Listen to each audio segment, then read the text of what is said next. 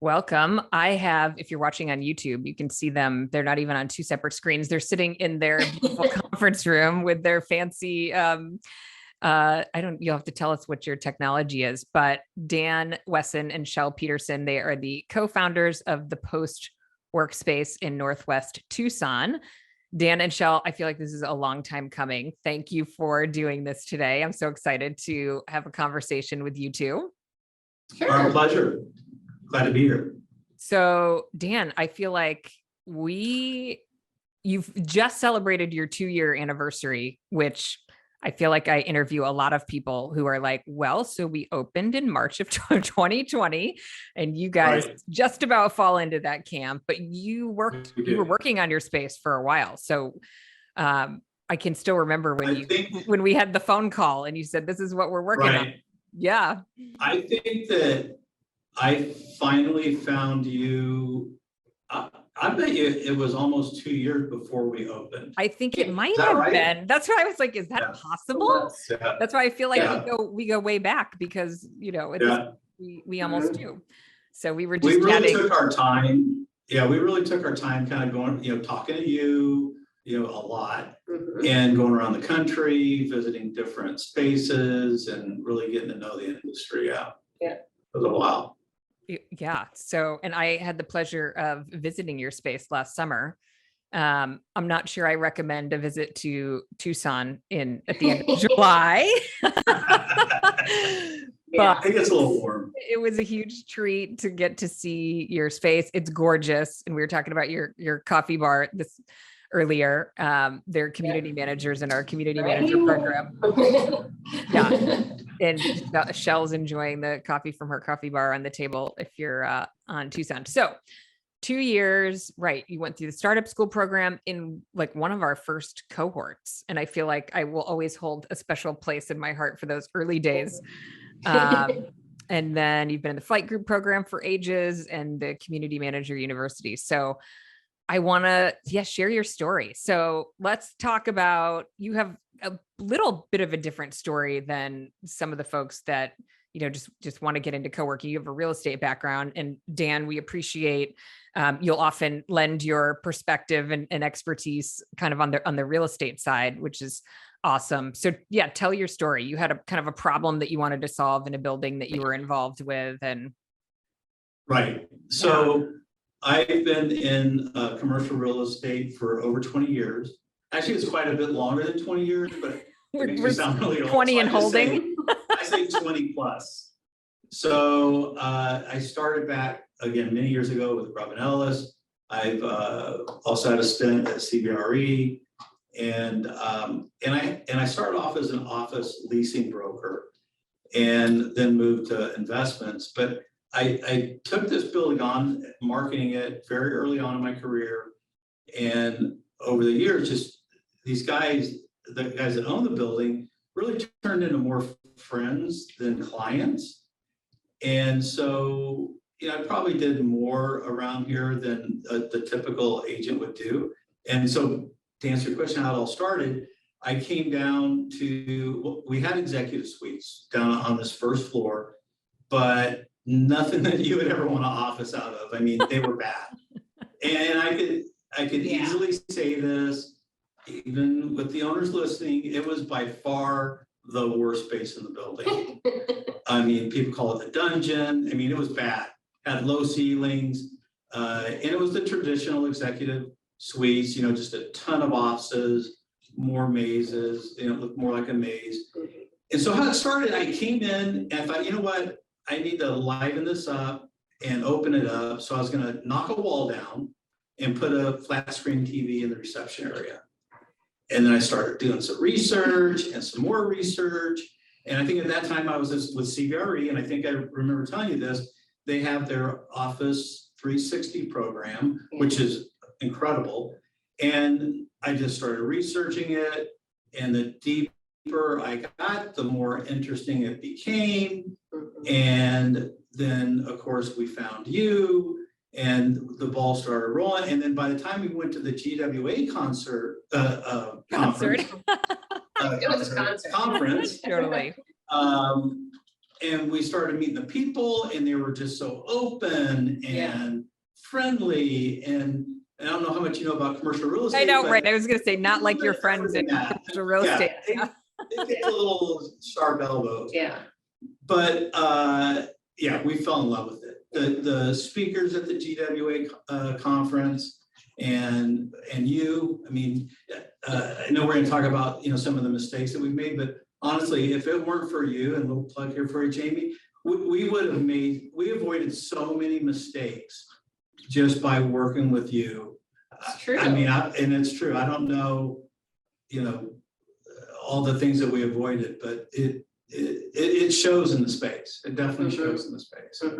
Well, you guys came with your own vision, and you know, super engaged. You're asking all the right questions, doing all the work. I mean, you talked about all the due diligence that you did on the project before you got into it. So that's why, you know, I love telling your story. And you're in a Class A building. Right. It's a 90,000 square foot Class A office building. We're in Northwest Tucson, just right at the border of Ore Valley.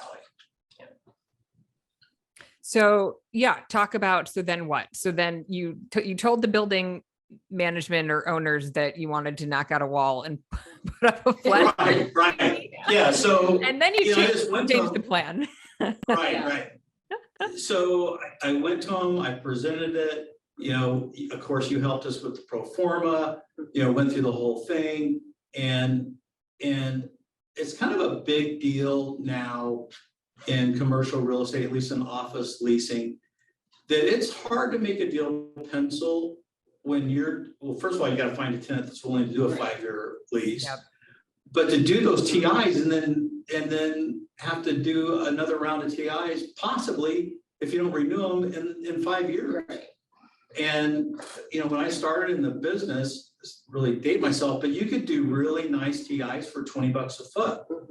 And you know, I mean, it's way more than that. It's, you know, triple, quadruple that number now. So that was one thing that appealed to the owners, was that we're going to build this space once. There might be some refreshes down the road, but we're going to build it once, and that's it.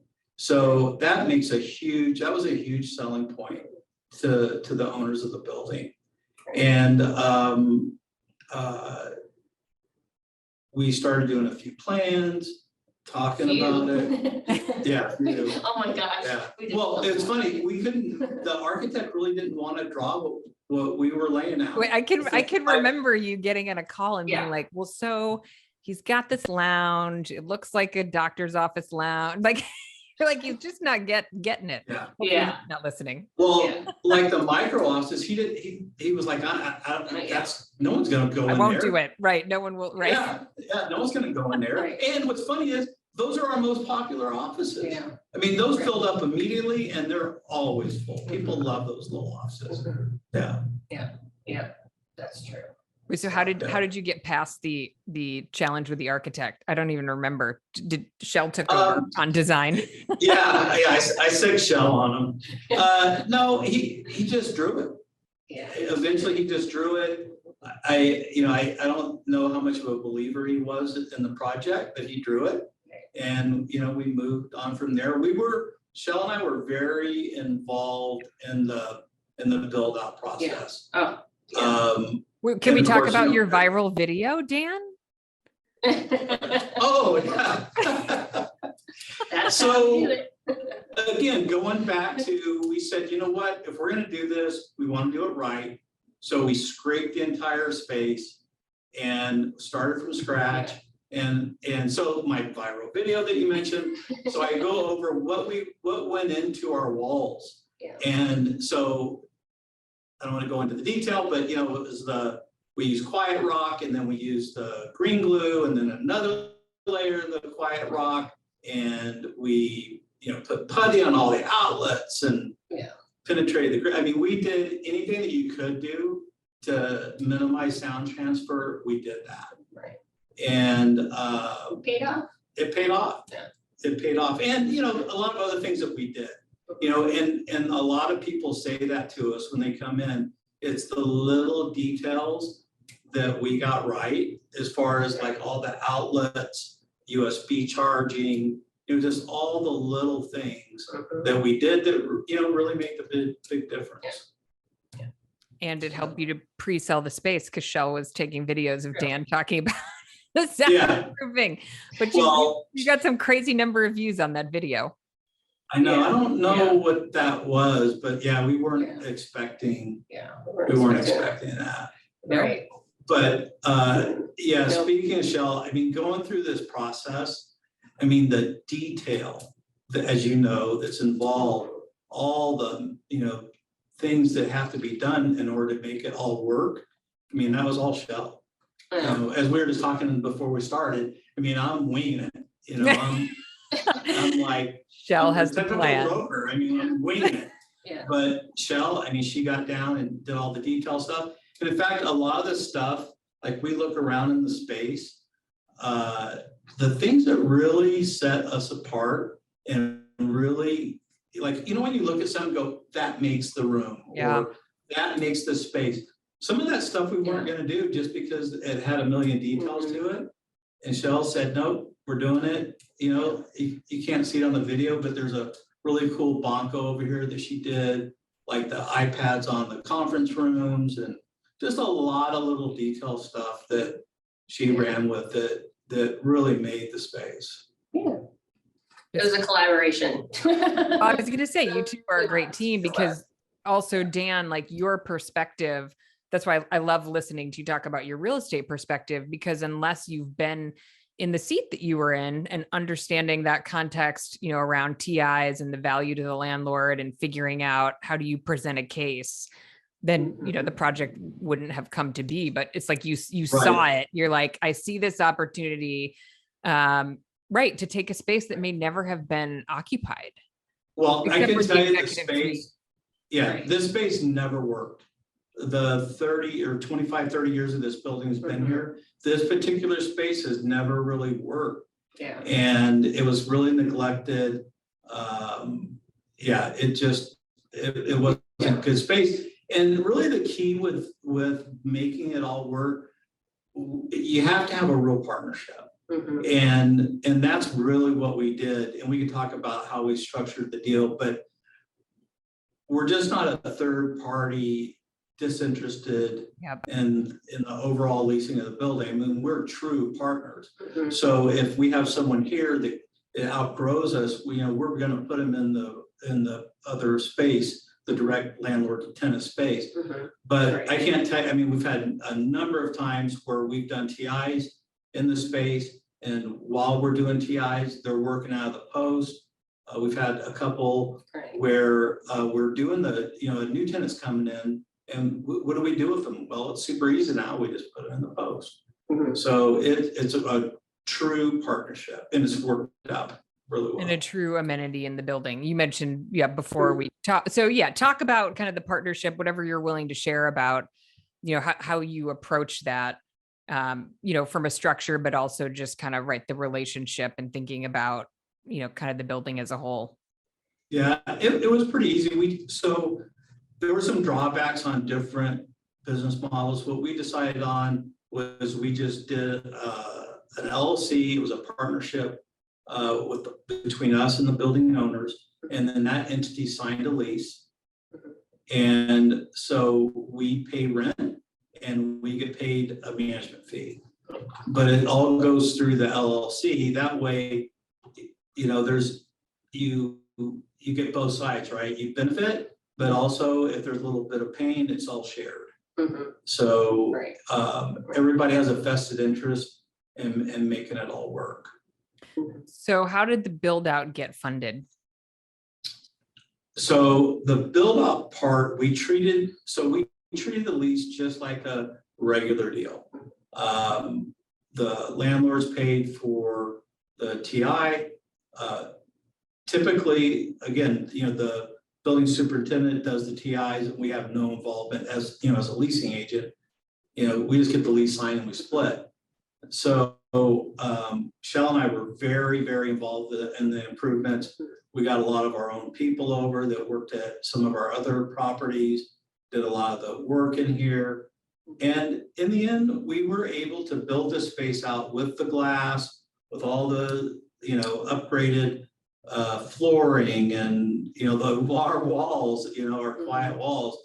We did all of that for the exact same price that they build a standard build out for. Right. But I mean, we were in here working. I mean, we There's a lot of sweat equity in that deal. Yeah, A lot. yeah, just a little. That's Yeah. for sure. Yeah. And then the building ownership had a lease for the bank because the LLC signed the lease and was. That's right. Got it. That's right. Yeah, we treated it just like a regular deal, except they're partners in the LLC for the Post Workspaces Northwest. Yeah. So speaking of Northwest, this was all pre-COVID. You had no idea COVID was coming when you were Right. planning the business. That's You right. are in more of a suburban area of Tucson, although certainly not desolate. There's like a Whole Foods down the street and it's a Right. pretty active area. Did you have any concerns about the building being the right location for Not at all. Flex? Okay. No, and a lot of that had to do with the fact that I had, 20 years of You involvement. knew the building. So I knew, like, when we talked about, what's our ideal member? Yeah. What's the profile? I knew it. Just because of all the leases that I've done, I knew what type of people would be interested in being here. And, of course, I had experience of downtown, so I knew what people didn't want, to drive all the way down there. So that was pretty easy. Right. That was pretty, and it worked out, right? I mean, Yeah. all those kind of same people are here, Yeah. just in a little bit different format. And since we've been here, it's kind of strange. It's like now all these businesses are popping up. But well-established businesses that are like located in Scottsdale or like a restaurant. And I mean, now it's almost like they're building around us. And I don't know if that made a difference as far as us being here, but it's good for our members, that's for sure. Yeah. So talk about your membership base, like when people come in, like sort of mindset or what they do for work, or, how do you know when somebody's, and you have a fairly new community manager who came from the hospitality industry. So she probably does a lot of the tours, but I know in the early days, you guys filled up the space. Yeah. Just give us a flavor. I would say for sure, if they live in the vicinity and they're a remote worker, freelancer, just a solo professional, I would say that they would fit perfectly as a member here. And as far as our offerings, I mean, our offerings go from virtual office to our dedicated desk, to our part-time private office, to our full-time private office, meeting room membership, plus, just drop in co-working day passes, or even our offices, they can come in and drop in. So with that said, we've been able to fill any type of need. It could be a startup, could be just someone that just needs a place to work for a day, but for sure the location and solo professionals or small team. So we definitely. And it's really varied. I mean, we have attorneys, doctors. Yeah. We have a mining company, software. I mean, it's all over the board. All over the board. All over. Which is really great. Fun. Because one of the things that really gets you going is when you see people from other disciplines and other offices, and they're doing business together. It's like, that's why we did this. Yeah. That's what we wanted. And every day that happens, Yeah. every day. So, And it was tough in the beginning. I mean, we had our, we were 100% pre-leased or pre-membered or whatever you want to call it. pre-COVID. And the very next day is when our governor came out with the stay-at-home order. Yeah. So, we had to wait. We had to wait a few months, but we filled it back up and, it was fine. I mean, some people just couldn't hang in there because, COVID wiped them out. So, but we just dealt with it and moved on. Yeah. I love how you're just like, whatever. It was no big deal now.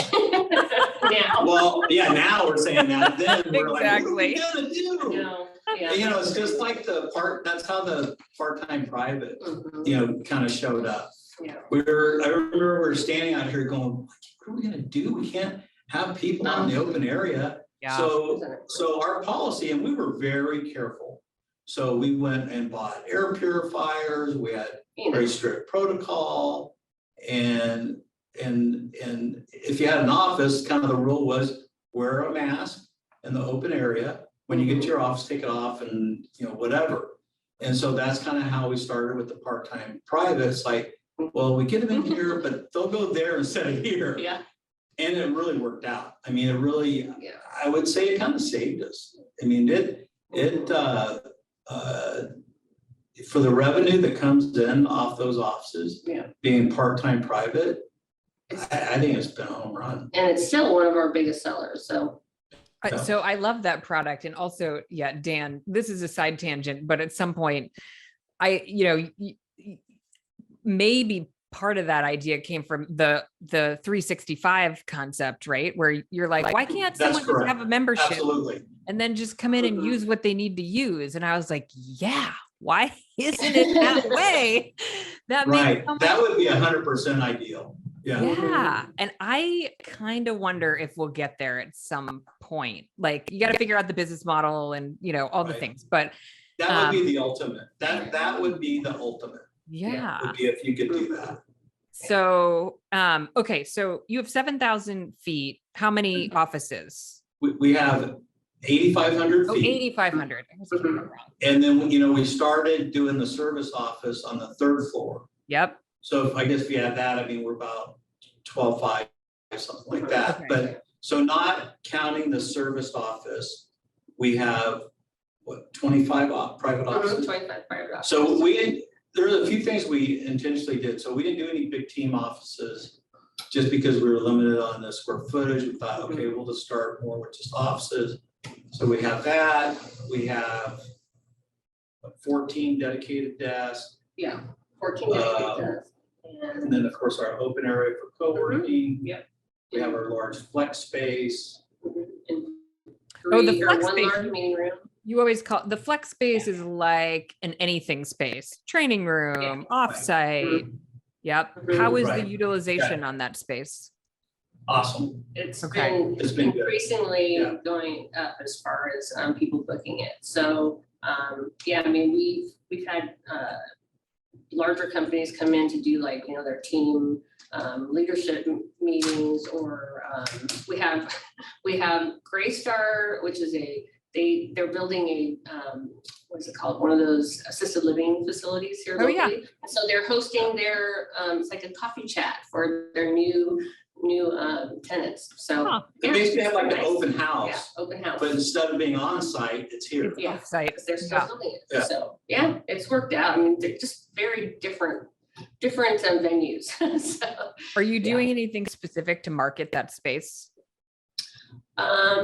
specifically now I'm doing Instagram, Facebook. We have some Google, but not too many. But what else do we do? Pretty much that's it. And plus it's on our website. So I mean, they're People able are to finding book it. Yeah. Yep. Yeah. And yeah, they can book it directly from our website. I'm always which trying to is- uncover the mystery of when do those spaces work and when do they don't. Yours is beautiful. Mhm, I see it on social all the time. mhm, mhm. You know, right location, right time. It's hard to know sometimes. And you have Yeah, it parking. is. You have easy parking. You're in a Class A building. It's clearly a Mm-hmm. professional space. Yeah, Yeah. kind of checks a lot of boxes. Yeah. So when Dan, I also want to cover when you say micro office, what size are those? Like what, 7 by 7? Yeah. Yeah, I think they're like 7 by They're 7, small. something like. And they have the door in is a sliding glass door, dual pane. Mhm. So, but the entire entrance is 7 feet. It's all glass. Yeah. I'm telling you, people love them. Oh, They I've absolutely seen love them and I love them. Yeah, they're perfect. All Right. of our offices have sit-stand desks, so they love that. Mhm. Yeah. Yeah. So how many do you have dedicated to the part-time office? We have now four I think we have offices. 4. Yeah. We have And four. if you look at it, I think we're averaging, what, 5 or 6 members per. Oh gosh, I couldn't even tell you how many members now we have. You're All I bringing know in is that, more revenue. Yeah, it's like 3 times. So I think we're like at 3 times of what we would get for an office. So it's worked out. Yeah, and what's interesting too is that now it's kind of like we'll have a combination membership where they want the part-time private office, but they also want co-working and they want access during, the business hours as well, not just during the time that they have that booked office. So, and those offices are treated just like a meeting room booking as well. So they just go in there and they book it and then they're like, okay, I'm done. And they go out into the open area and that's actually increased in membership sales too recently. So yeah, it's been interesting.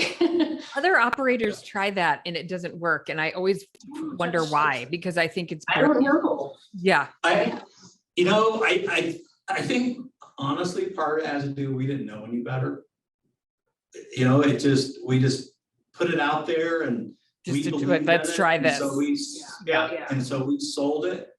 And it worked pretty early on for us. And so we just kept pushing it. And I know I've talked to several other folks that have tried, and I tried helping them with the part-time private, but it just hasn't caught on. And it's interesting how things can be. Yeah, that's right. I'm always looking for like what's the recipe that, that makes something work, kind of like your flex space, because the flex space, that's a big investment in real estate. If you can't get that occupied, right? It can be high margin, or too much of a commitment. So, And I have to say too, with the part-time private offices, just being able to totally equip it, with the dual monitors, you have the adapters in there, you have the cords, you have everything that you possibly can think of.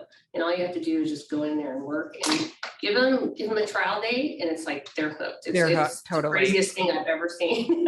It's true. It's like, you just give them a trial day. Every single person that we've given a trial day, they have signed up. And it's pretty interesting. Yeah, it's good. So as you think about another location, is there anything significant that you would do differently on the next location? And we would like to do another location, and we're talking about that. We've actually looked at some spaces, but again, it comes down to partnering with the right landlord. They've got to have the right frame of mind and do a true partnership. But to answer your question again, we really thought about it. We don't know what we would do differently, or like I said, nailed it. Because of you, we really honestly, and we did not make very many mistakes. You got a lot of things right. Yeah, I would say I would do more micros. Yeah, I would do more micro offices. For sure. I mean, we've thought about it honestly, but really it was from just all the support we got. It was just all the resources that we took advantage of. And the flight groups. And that's the flight groups. It takes a village. You guys are also really well equipped. I always say it's part art and part science, right? And Chelle, you've got that, the artistic piece of, I know what it's going to take to make this work. I mean, your space is beautiful and it's unique, and maybe you could make a post in Burlingame, California. I've been asked. Can you open up a space out here or here? And I can tell you the one common thing that everyone says when they walk into the space is vibe. That it has the right vibe. Right. And that doesn't come, we're not selling just space. It's a certain vibe here. And again, that is all Chelle. That is all Chelle. It's from the right music at the right volume. It's the scent that we have, our own scent that Chelle came up with. It's everything. It's everything together, and it has the right vibe. And not to mention, we have awesome members. And I know everyone always says that, but we really do have it's funny how it's worked out. It just has worked out. So That's true. Yeah. Yeah. You created the space that attracted the people that you wanted to spend time with. So can you talk about the suite project that you did upstairs? Yeah, so what we're doing up there is, we've done, two, so they're direct to landlord leases, but they have access to the post. Mhm. So, But they look like the post. yeah, they look like the post, but, and for sure they would not have come to this building If they if didn't it look like the wasn't the post. post. Well, they were already coming to the post With the meeting room membership. with the meeting room membership. And they were actually, well, the one company was gonna build a facility, and they were like, you know, you guys have already created what we wanted to make, so let's. Why would we do it? Yeah. Right, right.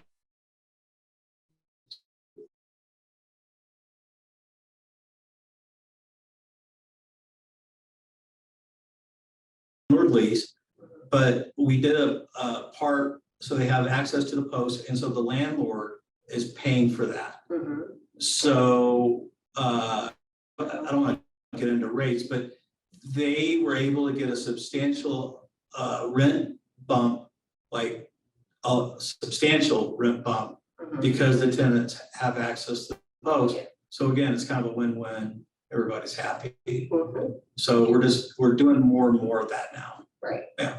Right. So it's like a plug and play. So you Mhm. made the post for them. They move in, Yeah. done, and have access to the post. And so they Yes. don't need to build out the same meeting rooms and Mhm. all the things. That's right. It's All their right, meetings will brilliant. be here. Yeah. Right. So, for example, one of the tenants is a property management company that specializes in high-end residential housing communities. Mhm. So they'll do all their HOA and board meetings down here, Mhm. and, you know, they'll work up there.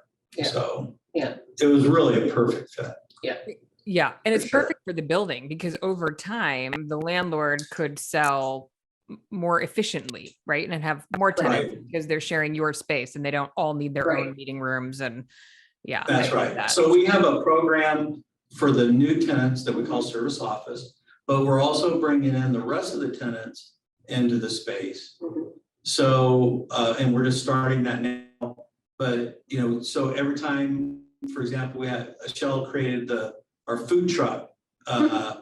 Is it food truck? What is it? Wednesdays? Food truck Wednesdays and Yeah. Thursdays. Wednesday and Thursday. So we make sure we go around all the tenants in the building, let them know, we email them, you know, today food truck's gonna be here. So we're starting to bring them in, and so we'll have a corporate plan for the other tenants in the building to have access to the post. Right. Yeah, that's pretty forward thinking.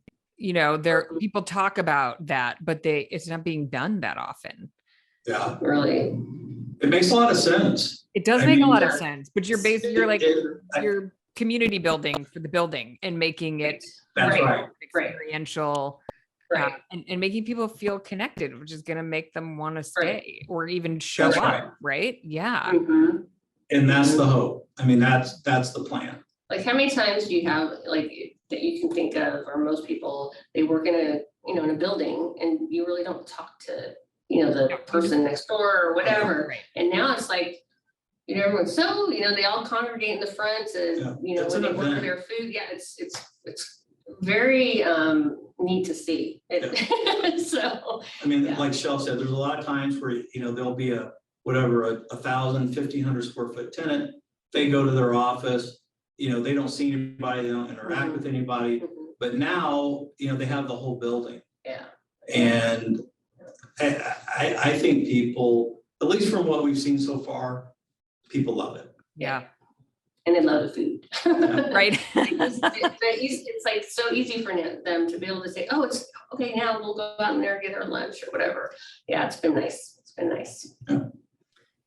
So, Chelle, you knew this was going to make it to my list of questions. Can you talk about Facebook ads? And because they don't, and again, you guys do a lot of things that don't necessarily work for everyone. So, Facebook ads, you use them to fill the space. You guys had a family member that helped you with them. So you can't email Dan and Chelle. Their family member will not do ads for other spaces. We've already asked that.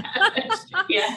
Can you just talk about Yes. how you use them a little bit and the connection to Pipedrive and, sort of the funnel? I mean, he does most of it. And actually we do have the sales funnel going into, we use Pipedrive, we have been, but it's actually at this point, we want to switch just because I know like with Office R&D, it works, integrates with so many other CRMs. And so I kind of got the scoop on HubSpot. And so I don't know, I think maybe we're going to switch. Might be time for an upgrade. So, yeah. But in any case, I mean, either it doesn't even really matter what CRM you have, but I mean, Instagram and Facebook have really worked for us, and more so than I'd say Google ads. We really don't run them. I mean, we have maybe just 1 or 2 ads out there that like are just a standard ad, but we don't spend many dollars on it. So, but as far as like the actual sales funnel, I wouldn't be able to tell you that because Trey does it. Yeah, So, it was very intentional. So my son, Trey, who does all of it for us, it just so happened that that's what he does. I mean, that's his day job. Is his company teaches other companies how to market on the internet. Right. So we really kind of have turned everything over to him. And I mean, as far as I know, it was very intentional to let Google grow organically. And now maybe this is going to it'll be very different in a bigger market. But at least for our market and what's here, we let Google grow organically, really focused on Facebook. And whatever he's done right, because I would say that's where almost all of our leads come from, right? Yeah, it does. It pretty much does. Because I haven't seen anything really come through Google unless it's just a walk-in. But as far as the sales funnel goes, I mean, yeah, those are the ads that work. So I'm surprised, and I've heard that as well, that the Facebook, isn't used that much. So I'm surprised. Yeah, I'm really surprised too. So my theory, and anybody listening can tell me it's not right, but I think what probably happens is that, there's a lot of people out there who run Facebook ads, or people do them themselves. And there's a lot that goes into making those work. You have to have the right image and the right text and the right landing page. There's a lot of stuff, and probably he's tested and changed things, like optimized. So I think it has a lot to do with working with someone who's really good. Right. And it's hard to know, if someone can really get results, and, and being willing to test and let them run and figure out, what works and doesn't work. So. Right. Exactly. I think you're right. And it also too, I think it could be the market. It could be a market, totally. If you're in LA, or San Francisco, it's probably a totally different. I think, right. It may be that you're sort of in that mid-market size where it works well. Yeah. But I always think it's worth testing. And I like to make sure that people know, there are success stories out there. So worth checking out. And while we're talking about marketing, you mentioned you want to talk about your work with Taylor. Talk about your content marketing approach. So we actually partnered with Tailmaker, and you guys, I think, are how I found him, because I think I was like, who are you working with? Or maybe that was very early on. Yeah. He helped write our content for our website. We initially launched it, which was back in like 2019, maybe 18, 19, somewhere in there. And we actually, who was it that helped us write we had someone else that helped write too. So, but now it's like, I can't remember who it was, but as far as Taylor Mason, he's been doing all our content writing since the way beginning. And so he helps, write our blogs, and I work in collaboration with him. So, I mean, whatever goes out, we work on it together, and we just have a process now every month. It's been nice, just our like photos and images and anything that we upload. So I mean, it's almost like he's here. Yeah, That's what it's, and I think we get a lot of mileage out of that. yeah, we do. And I feel like that has helped with our Google ranking. Yeah. It's like, it's starting to pay off Organic. now. Yep. It's definitely starting to pay off. And I cannot stress that enough to make sure that for anyone that has a co-working space that is just launching it, I mean, you gotta get that out there. You gotta get that out there to establish yourself, especially if you're trying to compete with other spaces. It's imperative. And what's great about Taylor, and that's all Chelle. I mean, that's her thing. She loves the whole writing process. But from what I understand, he just specializes in co-working. Yeah. Right. So he knows it backwards and forwards. You don't have to worry that he doesn't really know. Get it? You Yeah. know, the industry. Right. He really gets it and goes with it. Exactly. And as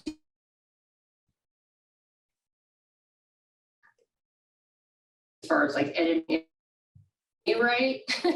So that's always helpful, because I'll have like my newsletter and he'll go in there and he'll change up the wording without even saying anything to me, because he knows that, you know, he needs to edit it before we can send it out there. So he just does it. But just a great partnership. I definitely highly recommend using his services. So it's very helpful. But without that, you know, I mean, the marketing may not be so easy. Maybe the Instagram and Facebook won't be working as well. So I feel like, you know, that's another thing you did right, is just committing to that, because when you don't commit, and even to commit to outsourcing it, because I'm sure you do you write, like, you have a lot of content? Oh yeah, we have a lot of content. Do you write it, or is it Taylor's team that's writing that? It's both. It's both, but he does most of it. Like the majority of it he does. Every time I get your newsletter, I'm like, wow, it's like incredible. I know. So I mean, the newsletter, like, I do everything in there except for that one portion on just like what you need to know now, which is, you know, just all the blog links. And so what content we put out from the prior month or this month, just things you need to know. And he makes it very easy for the reader to just access that content. So, but yeah, I mean, it's very spot on. We have like an agenda every month as far as like what we're going to work on. We have like Best of Tucson that he works on. So it's like a thing we send out every single month, and, you know, it's been consistent. So, which is nice. It makes me be, you know, makes it look like I'm more consistent or on the ball. Totally. But I'm not. It's only because of him. So, well, I was gonna. This is like, he's great at what he does, and he just provides that consistency and accountability. Like sometimes that's even enough of a reason to outsource something. Right. It's really important. And it gets done. Yeah, and that's one thing I don't have to worry about. You know, that it'll be put out there. So it's very helpful. That's awesome. Yeah.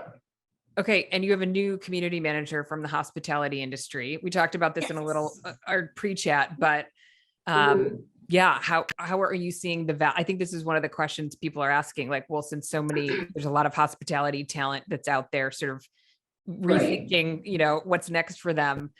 Right.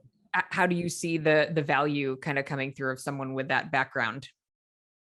Well, I know that Dan would agree with me in this instance, but it's about not just providing the space, it's providing that upscale hospitality service and the experience for our members. And I think that's what helps us to grow our membership. And for the members, when they come in here, that's why they're here. I mean, I definitely think that it's definitely not just the space. It's about that, being able to provide that. And so Chelsea, she has that background experience working at Ritz-Carlton.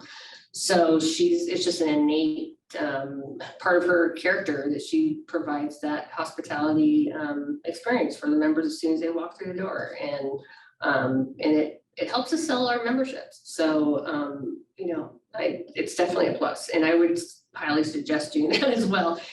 It's not, you don't need someone just as a property manager. I mean, because really that's not it.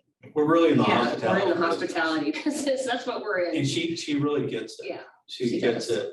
She gets it for sure. And she just is very excited about taking on projects that I have no idea how to do. I mean, like events. And I mean, that's probably my biggest #1 struggle is coming up with events, and she's excited about it. So that's a plus for me. And the community, because if you want to grow your community, you want to make sure that they're all connected. And it takes those small events. You don't have to do a lot, just one a month, or just something to get everyone to get excited and come in and do things. So and I have to say, even the members that aren't really engaging, that they don't participate in our events, they love the fact that we have that those events are scheduled, but they don't come. But they love the fact that you can see them. If they could come. Yeah, they could. Yeah, Totally. The option value. Yeah. Yep. Yeah. So that's a plus. So yeah. And now it's nice because with not that COVID's over, but the pandemic's a little bit behind us, not too far. It's been nice to see people actually gather. And yeah. So I mean, like, we're gonna be working on I guess it's a fundraiser, isn't it? Like a fundraiser? I would say it's a fundraiser. And it's for breast cancer survivors. And so Chelsea's going to be heading that up, and we're going to do like a secret raffle type thing, so people can do like a fundraiser, and we can raise money for the organization. And she just jumped right in. She's jumped. Yeah, she just jumped right in and Crazy. did it. Yeah, it's nice. She's awesome. Mhm. Yeah. So Sounds like the things that has a lot of energy for the community and for the business. And that's important. You mentioned for attracting members, like when they come in and they talk to her and maybe they tour with her, like they get it, but also retention, Yes. Which to your point, like has been challenging to sort of cultivate. But now that we're getting to that point, and it sounds like you see that, like, when people are doing business together, doing little things to help people get to know each other, it goes along. Right. Exactly. Yeah. Yeah. Because I mean, if you don't have a good community manager, I mean, it's not, I mean, you definitely can't retain those members for sure. So, I mean, because really, if she wasn't here, if we didn't have a community manager here, I don't think any of the members would be here. I mean, you just have to have one. So. And I always forget to ask this, but I know people love to know, you run on Office R&D. Yes, I do. Yeah. Yeah. What's one other piece of technology that you use that you couldn't live without? That we couldn't live without? I would say it's definitely, well, through Office R&D, you can get your own app. So Workspace app, which is branded, which is nice. That has been a seller. I mean, I would say that. I would say their app. Yeah. That's I would definitely if you're going to go to Office R&D to get the app. Yeah, and they've been great to work with. Yeah, and they're just adding on so many different components of their software, which I love. From the hospitality end, the food and beverage, and now the members can, when they book an event, I mean, you're providing more of an upscale amenity to your venues. So it's been a plus. But I'd say Slack, what else? Trello, what else do we use? That's about it. I think that's it. But Office R&D has a lot, I'm telling you, like it integrates with everything. So it's just being able to have that ability to integrate has been helpful. Awesome. Okay. But last question. If you had to give one piece of advice to someone starting a co-working space, what would it be?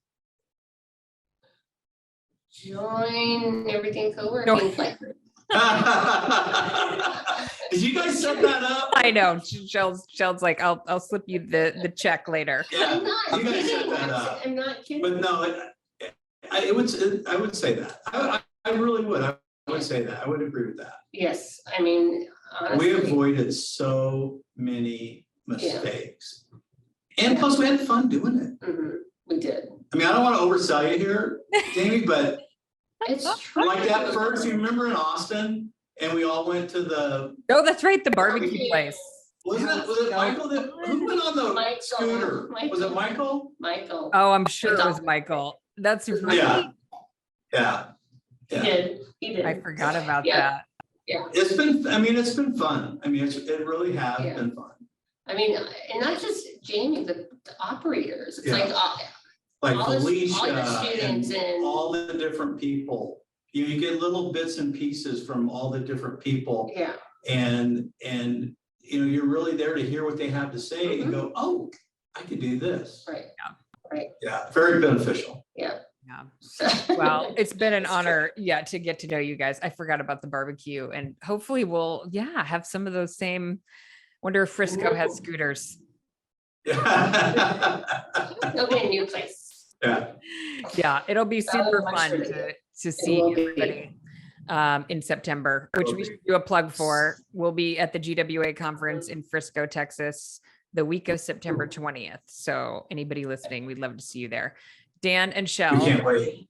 I know, I can't wait either. Thank you for taking the time to share your story and your insights. Thank you. It's been awesome to be on this journey with you. And I'm glad other people have gotten to know you. If you're in Tucson, make sure you stop by and say hello to Dan and Chelle and see their gorgeous space. So thanks, guys. Good. We'll see Thank you. you. Thank you. All right. Okay. Bye. Take All care. right.